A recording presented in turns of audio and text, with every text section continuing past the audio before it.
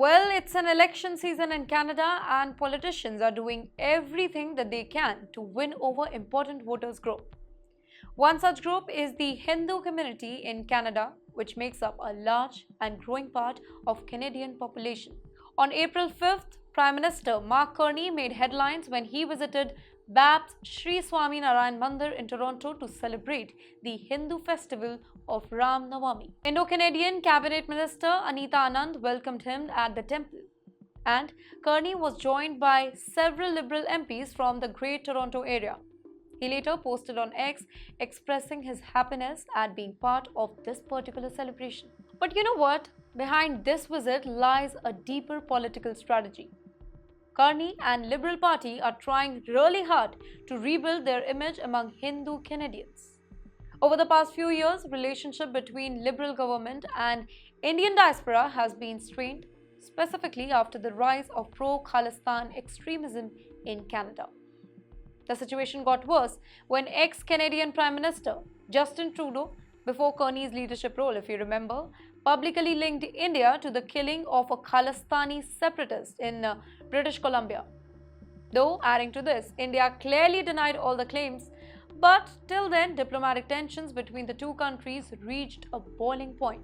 Flights were reduced, visa services were paused, and many Indian origin Canadians began to feel caught in the middle of geopolitical storm. Now, with the election scheduled for April 28th, the Liberal Party is clearly trying really hard to calm those tensions, and Prime Minister Carney's visit to the temple is being seen as part of that particular effort. Let's take a closer look at the numbers now.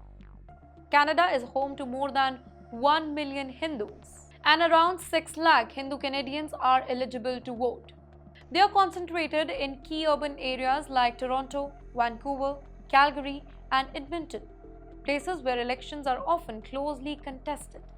In such areas, even a small shift in the Hindu voters can make a big difference in the final result. And that's why political leaders from all the major parties are trying really hard to connect with the Hindu community. But Carney's challenge is bigger than just winning votes. He also has to convince Hindu Canadians that the Liberal Party takes their safety and concern really seriously. In recent years, several Hindu temples in Canada has been vandalized. Just last week, 2 men were caught on CCTV footage tearing down signs at the Sri Krishna temple in the Great Toronto area. Attacks like these have left many Hindu Canadians feeling insecure and targeted. Adding to this fear is the open aggression from Khalistani group. In 2023, Gurpatwan Singh Panal, a US-based Khalistani leader who was banned in India, released a shocking video telling Hindus to leave Canada and go to India.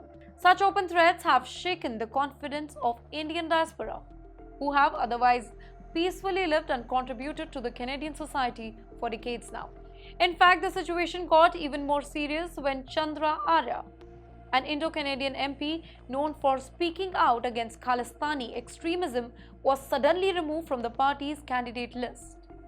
The official reason given was new information, but many suspect that Arya's firm stance on anti-Khalistan may be the reason that he was targeted, not just for extremist group, but also within the political circle who are trying really hard to avoid this particular controversy.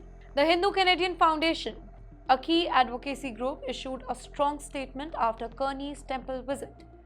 The past few years have posed significant challenge for the Hindu community, it said, referring to the rise in anti-Hindu sentiment and the lack of action against Khalistan's threat. The organization made it very clear that the next Canadian government will have to seriously address this issue if they want to rebuild trust within the Hindu community. Well, let's look at it from a broader perspective. Carney's actions show that Canada is finally beginning to realize the importance of its relationship with India and its diaspora. After the diplomatic damage caused by Khalistan issue, Carney's team is now trying to reset the tone, both domestically and internationally. Canada cannot afford to lose the goodwill of Indian origin citizens who have played a major role in the country's economic, academic, and social growth. Nor can it afford to push away India, one of the fastest growing economies in the world. and an important trade and strategic partner.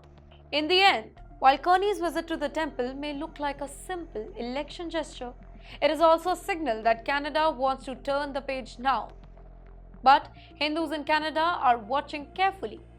They want not just a photo op, but real action. They want stronger protection, clearer policy against extremism, and a genuine respect for their contribution to Canadian society.